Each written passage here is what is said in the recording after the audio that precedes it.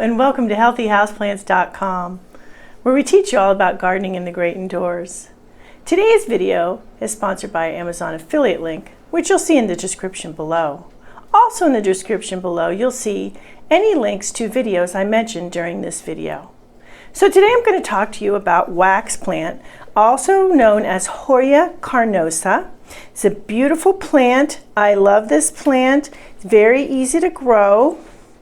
It has very thick leaves, so if you forget to water, you don't have a plant that's going to die on you. Of course, if you forget to water long enough, it will, but this is one of the ones that will stand up to some drought and actually likes a bit of drought. It has, when it flowers, when it chooses to flower, there's not a lot of rhyme or reason with this guy choosing when this plant chooses to flower, but when it does, it has a beautiful waxy flower, just like this one. This is one that came from this plant, and it smells fragrant. It has a beautiful fragrance, so it's very exciting when it flowers. So as you can see, the flowers are eye-catching as well. And it usually emits a scent at night, although you can smell it sometimes during the day as well. So this plant is native to southern India. It's also found throughout Eastern Asia, Australia. Hoya was named, it got the name Hoya, named in honor of Thomas Hoy. He was a gardener at the Duke of Northumberland, a county in northeast England, and his good friend, a Scottish botanist named Robert Brown, gave the plant the name Hoya in honor of Thomas Hoy. And so it was an honor for his 40 years of work at the garden for the Duke of Northumberland. So there are about 100 species of Hoya, also called wax plant, because of the waxy flowers that you saw. And it's a very, the one that's most commonly grown indoors is this Hoya carnosa. It features, as you saw, the pink and white blooms. Sometimes there are some varieties with a little purple in them and a little yellow in them, so you can find some really fun color combinations.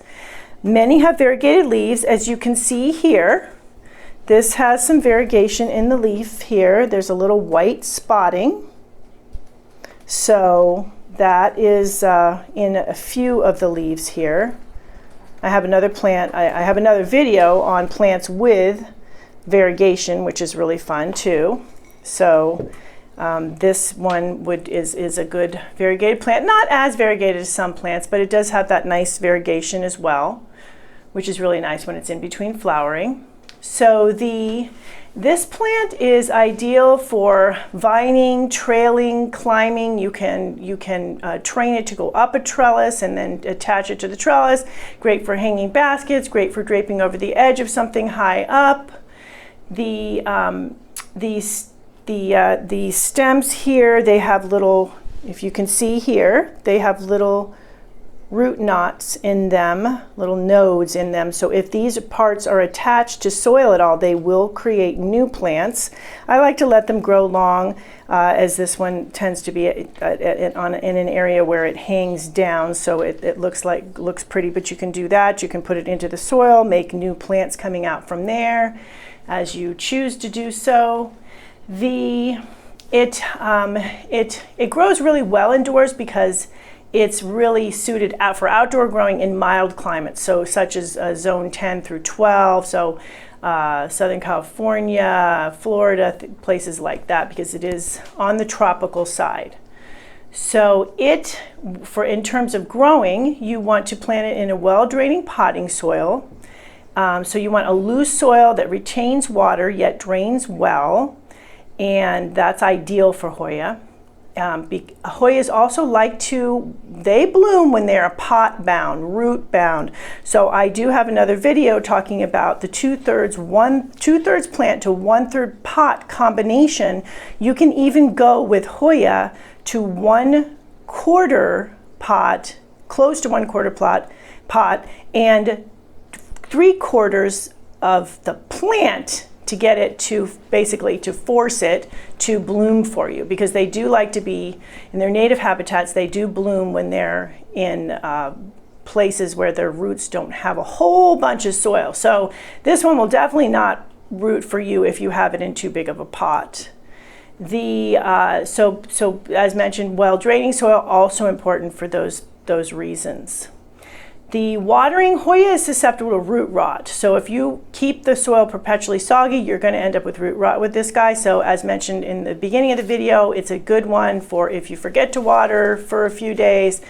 It does like a little bit of drought. This doesn't mean let it go bone dry, but it definitely likes the soil to be very close to dry when you water. So allow the top 2 to 3 inches of soil to dry before you water. When you do water, soak it really good. Use tepid to warm water, and then wait again until it needs it again. So it needs bright light to flower, so grow it under fluorescent, grow it under grow lights. Full spectrum is best because that simulates daylight, and in terms of day length, you want to grow the plant. You want to have the plants in light, preferably 8 to 10 hours a day, so that you can stimulate the flowers as well. Even a little bit more is fine too in terms of lighting. So if you have your artificial lighting on for longer, that's okay. That's actually good. And if you're growing indoors, make sure to put it pretty close to a window. Southern or eastern is good. You can even do western, just don't get it too close to the western sun window because that can burn leaves. However, the Hoya with their very thick, tough leaves are less likely to get sunburn as well. The signs would be little brown or dark, even blackish spotting. That can be indicative of other diseases too, so keep that in mind. So don't move the Hoya once it blooms, as this will cause the flowers and buds to drop off. At that time too, unless it's really, really dry, don't water either, because that will cause the buds and blooms to fall off. So you want to really be careful. Once you see those buds, leave it alone, and what you want to do is enjoy it, and enjoy smelling the flowers when they come, enjoy looking at the flowers, take pictures, but don't start doing all kinds of things to the plant, because the plant will just drop the buds. So also keep this plant away from any breezy conditions, so near a door where it keeps opening and closing, especially when you have buds, and also away from heating or air conditioning vents.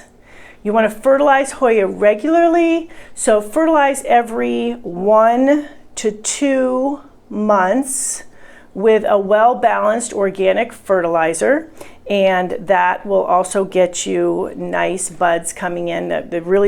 You'll be surprised when you get them and very excited when you see them. So that is about it for Hoya carnosa, also called wax plant. Really pretty plant. It has, as you can see, a nice hanging look to it, and like I said, one of the nice things too is it's very easy to grow. Maybe not as easy to get to flower, but very easy to grow. So thank you for stopping by today. Please remember to leave any comments about any indoor gardening tutorials you'd like to see. And remember to like, comment, subscribe, and share this video.